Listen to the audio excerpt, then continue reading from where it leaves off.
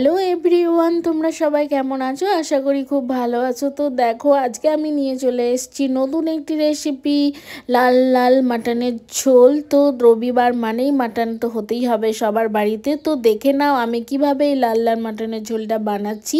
তো দেখো, মাটনটাকে ভালোভাবে পরিষ্কার করে ধুয়ে নিয়ে জল ঝরিয়ে নিতে হবে। এরপর মাটনের মধ্যে দিয়ে দিতে হবে 1 চামচ হলুদ গুঁড়ো, 1 চামচ লবণ, তার সাথে দিয়ে দিতে হবে 2 চামচ মতো সর্ষের তেল, আর দিয়ে দিতে হবে 2 চামচ পেঁয়াজ বাটা, আদা বাটা, রসুন বাটা। এটা দিয়ে ভালোভাবে মাটনটাকে মিক্সড করে নিতে হবে। মিক্সড করে মোটামুটি 1.5 ঘন্টা মতো যদি তোমরা ম্যারিনেট করে রাখতে পারো, অবশ্যই সেটা আরও সুন্দর হবে।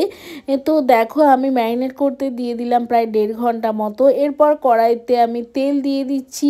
তেল দিয়ে তার মধ্যে দিয়ে দিচ্ছি গোটা জিরে ফোড়ন। তো গোটা জিরেটা যখন ভাজা হয়ে আসবে তখন আমি আলুগুলোকে ভেজে নেব। বাঙালি মানেই মাংসের ঝোল, চিকেন বলো মাটন বলো, মাংসের ঝোলে আলু থাকতেই হবে। আলু না থাকলে যেন মাংসের ঝোলটা অপূর্ণ থেকে যায়, তাই না? কি বলো বন্ধুরা? তো দেখো, এরপর আমি আলুগুলোকে ভেজে নেওয়ার জন্য 1 চামচ হলুদ আর অল্প একটু লবণ দিয়ে এরমভাবে লাল লাল করে ভেজে নিচ্ছি। এরপর দেখো, ওই কড়াইতেই তেলের মধ্যেই আমি দিয়ে দিচ্ছি গোটা গরম মশলা। এরপর দেখো, 1 চামচ দিয়ে দিলাম রসুন বাটা। রসুন বাটাটা ভাজা হয়ে গেলে 2 চামচ মতো পেঁয়াজ বাটা দিয়ে ভালোভাবে বাদামি বর্ণের হয়ে আসলে এটাকে আমি দিয়ে দেব 1 চামচ আদা বাটা। তো দেখো, আদা বাটাটা দিয়ে ভালোভাবে মিক্সড করে নিচ্ছি মশলাটার সাথে।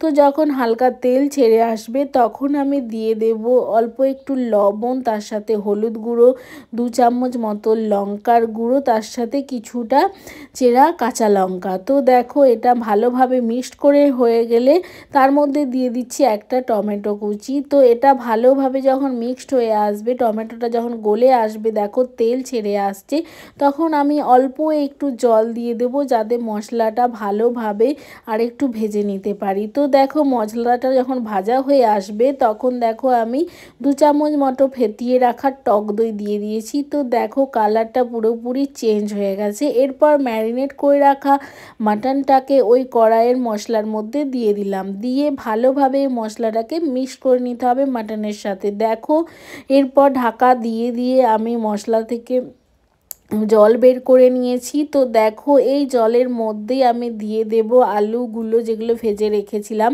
তো আলুগুলো দিয়ে মাটনের সাথে ভালোভাবে মিক্সড করে নিচ্ছি। তো মিক্সড হয়ে আসলে দেখো আমি দিয়ে দেব গরম জল। অবশ্যই তোমরা এখানে গরম জল ইউজ করবে। তো পরিমাণ মতো গরম জল দিয়ে আমি এটাকে ফুটতে দেব। প্রায়, যেহেতু আমি কড়াইতে করছি, এটা একটু সময় সাপেক্ষ হবে, কারণ একটু সময় নিয়ে এটা রান্না করতে হবে। তো কথা বলতে বলতে রেডি হয়ে গেলে আমাদের মাটনের ঝোল। তো এভাবে দেখো, খুব সুন্দর হয়, অসাধারণ একটা টেস্ট হয় খেতে। তোমরা একবার বানিয়ে দেখো এই রেসিপিটা। তো তোমাদের যদি আজকের রেসিপিটা ভালো লেগে থাকে, অবশ্যই আমার চ্যানেলটাকে লাইক সাবস্ক্রাইব করবে আর কমেন্ট করতে কিন্তু ভুলবে না। কে কে এই রেসিপিটা দেখে বানালে অবশ্যই আমাকে কমেন্ট বক্সে জানাবে। আর দেখা হবে তোমাদের সাথে পরবর্তী কোনো একটা ভিডিওতে। ততক্ষণের জন্য টাটা, বাই বাই।